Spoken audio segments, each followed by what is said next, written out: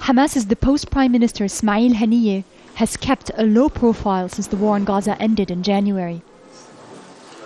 But in an interview with Al Jazeera on Sunday, he announced that Hamas is only days away from kicking off an investigation into allegations of war crimes, as required by the UN-sponsored Goldstone Report. We have formed a committee that will officially start its work after the Eid, and we have no problem with finding out the truth about some of the misconduct that may have happened as a result of confusion during the war. Haniya keeps a brave, positive face despite international pressures on his government and growing resentment here on the streets of Gaza, where many blame what they say is Hamas's political inflexibility for Israel's siege.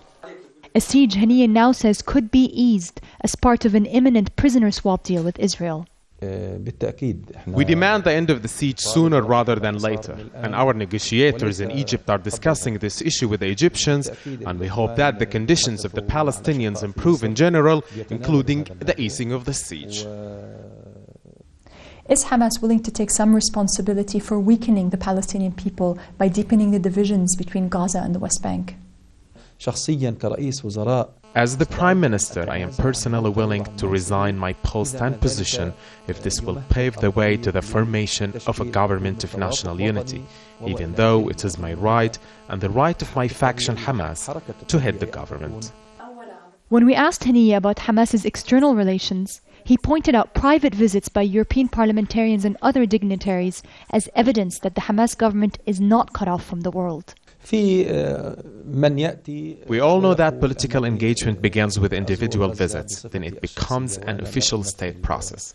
We also talk with representatives of governments who prefer not to advertise our meeting to the media in order not to jeopardize their mission. What do you have to say about allegations by human rights organizations that Hamas is clamping down on people who have different political opinions and is using torture at times in jails?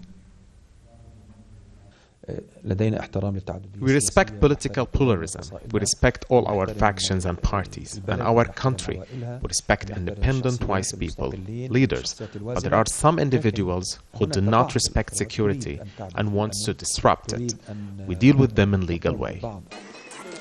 With a prisoner exchange deal still to be clenched and Palestinian infighting looming large, Haniya's government is facing many challenges ahead. Challenges that photo ops like this one may not be able to mask in the long term. Zeina, Awad, Al Jazeera, Gaza.